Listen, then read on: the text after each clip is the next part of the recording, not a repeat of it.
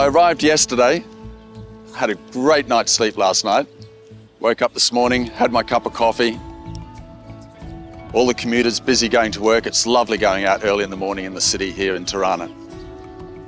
I'm always amazed every time I come here, something's changed. There's new buildings going up. It always fascinates me to see what's happened, what's new. But one thing that hasn't changed is this sculpture. It's been here for years, overlooking this square, Skanderbeg Square.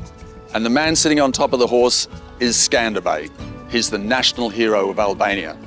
His Albanian name, Gjorgj Kastrioti. He sits on his horse looking north.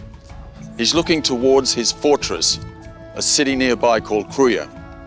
And it's there his exploits earned him his place as one of the greatest military strategists the world has ever seen. And it was really no coincidence that this man became the national hero of Albania. So let's go to Krujë, check out some of his fortress, the story of Skanderbeg, and we've got a few other little specialties as well. So let's go.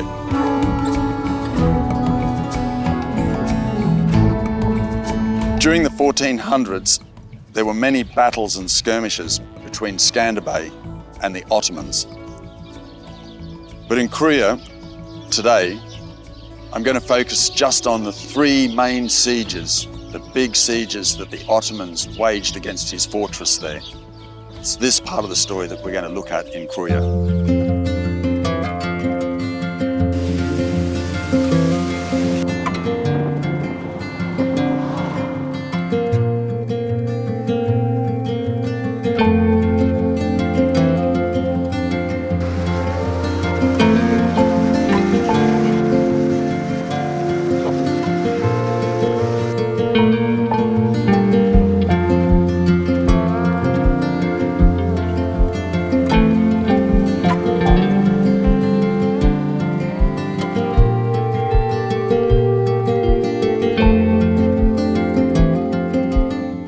So Krujë is nestled halfway up a mountain. We're already quite high here, and it's a few more meters up to Krujë.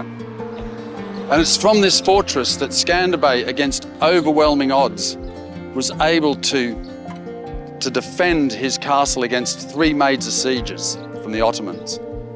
It never fell while he was in charge. This was because of his guerrilla tactics, his alliances. He was very diplomatic. And also, he had a superior knowledge of the terrain. This gave him an enormous advantage over the Ottomans.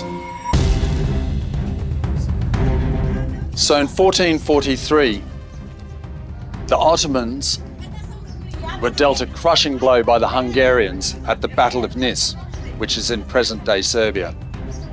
Skanderbeg was part of that contingent, and he took the opportunity to defect from the Ottomans, and he took with him some Janissaries who were also Albanian. He never forgot his homeland, and he returned here to this castle to stand against the onslaught that was about to hit this country.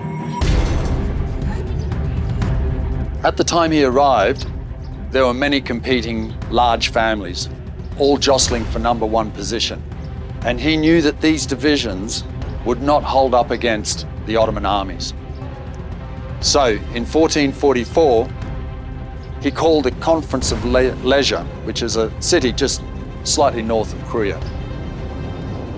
And there he made them all agree that they would share resources, share armies, and that he would be the number one amongst equals. In other words, he'd be the commander-in-chief of the armies.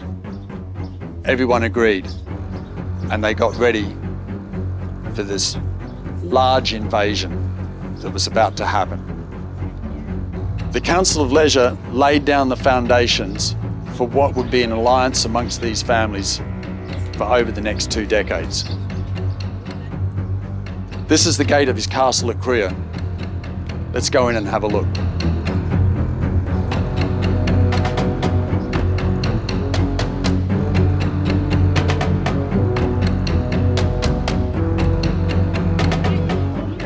So from 1444, the Conference of Lezhë up until 1450,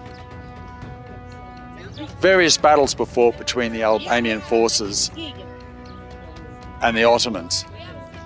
But in 1450, Murad II, the Sultan, had had enough. He was going to solve this problem in Albania once and for all. He needed Albania as a launching pad to get to Italy. So he launched a massive invasion in 1450. He sieged this castle with cannons and men, with an army of anywhere between 100 and 150,000 people, depending on which sources you use. Skanderbe's combined forces were anywhere between 10 and 15,000. That's a massive difference. Within the castle, a few men were placed, not a large contingent, under a commander called Conti. The plan was that Conti would hold the castle and Skanderbe would be roaming around in the countryside, hassling the Ottoman Empire the Ottoman army as much as possible. He retreated to a mountain behind this large one behind us that gave him commanding views of the plains, and he could see what the Ottomans were doing, and he would attack where he thought there was a weakness. He disrupted their supply lines, and they had to buy food from the Venetians.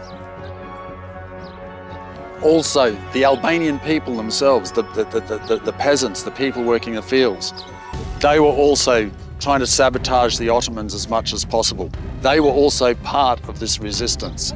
It was a combined effort, not just of military men, but the farmers. Everybody was standing up against the Ottomans. But Murad II, he tried to get this castle, and he even tried to bribe Conti, the general here, with no success. He wasn't successful, and in October 1450, he retreated.